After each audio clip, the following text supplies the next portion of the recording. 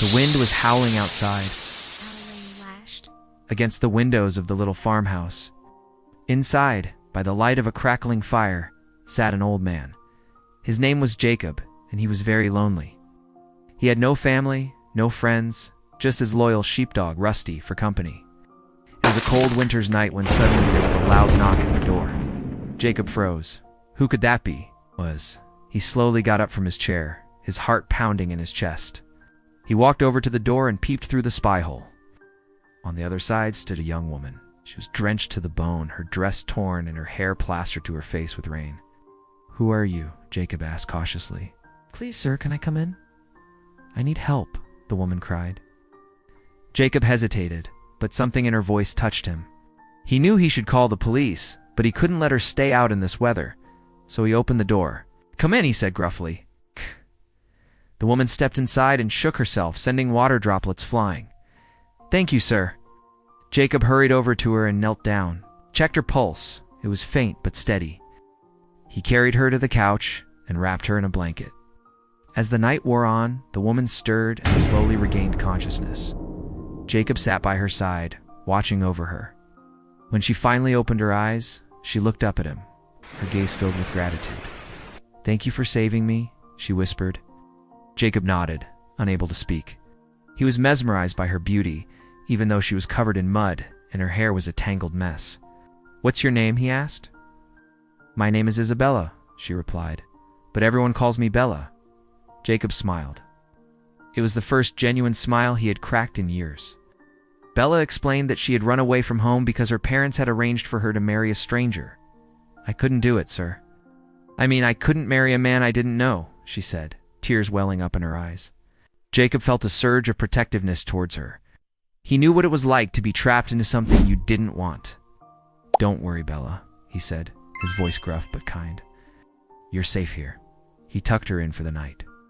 And although they were both uncomfortable at first, sharing the small bed, they soon drifted off to sleep, their worries momentarily forgotten. In the morning, Bella woke up feeling refreshed. The storm had passed and the sun was shining brightly outside. Jacob, however, wasn't in bed. Bella got up and went to the window. She saw Jacob in the fields with Rusty. They were laughing and playing. Bella couldn't help but smile. She got out of bed and went to the bathroom. As she brushed her teeth, she noticed a wedding ring in the basin. She took it and examined it. It was beautiful, but it wasn't hers. Then she remembered. It was the ring that her parents had wanted her to wear today. She had taken it off in a panic when she ran out of the house. Suddenly, the sound of footsteps made her jump. She turned around and saw Jacob standing in the doorway. "You look beautiful," he said, blushing slightly. Bella smiled. "Thank you," she replied. They ate breakfast together in silence, but it was a comfortable silence. Bella couldn't help but feel a connection with Jacob. He was different from the men her age, but there was something about him that drew her in. After breakfast, Bella went to the window again. She looked out at the fields. "I wish I could stay here forever," she whispered. Jacob came to stand beside her. He asked. Bella turned to him, her eyes shining. "Because I'm happy here, Jacob," she said softly. She took his hand in hers and he blushed. He had never held a woman's hand before, let alone one as beautiful as Bella. "I've never been called Jacob," he said, chuckling. "Everyone calls me Jake." Bella laughed. "Okay, Jake," she said, squeezing his hand. Days turned into weeks, and Bella found herself falling in love with Jacob. He was kind, strong, and handsome in a rugged sort of way. They spent their days working on the farm and their evenings by the fire, talking or just enjoying each other's company. Bella even started to call him Jake, much to his delight.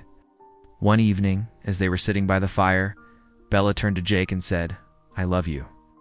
Jake's eyes widened in surprise. He had been hoping that she would say those three little words for weeks, but he hadn't dared to ask.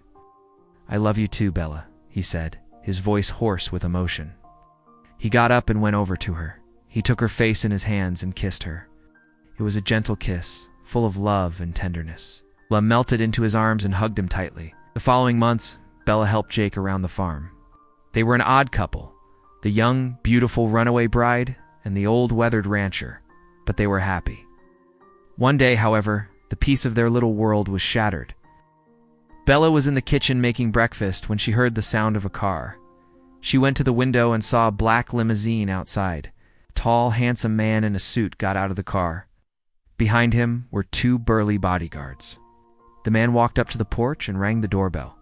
Bella turned to Jake, her eyes wide with fear. Who could that be? She whispered. Jake's face hardened. Someone from my past, he said grimly. He went to the door and opened it. Mr. Williams, he said curtly. Mr. Williams smiled. Jake, my boy, how good of you to come, he said, his voice dripping with false sweetness. I brought you a gift, he added, gesturing to the bodyguards. They entered the house and Bella hid behind Jake. Where's Bella? Mr. Williams asked, his eyes gleaming. Ack! None of your business, Jake snapped back. She's my son, Jake, Mr. Williams said, ignoring Jake's hostility. And you know I only want the best for him. That's why I brought his favorite food. He gestured to the bodyguards who stepped forward and presented a beautifully wrapped gift. Before Jake could stop him, Mr. Williams had snatched the package. He tore open the wrapping paper and revealed a gun. What? Jake exclaimed. Oh, don't tell me you don't recognize it, Jake.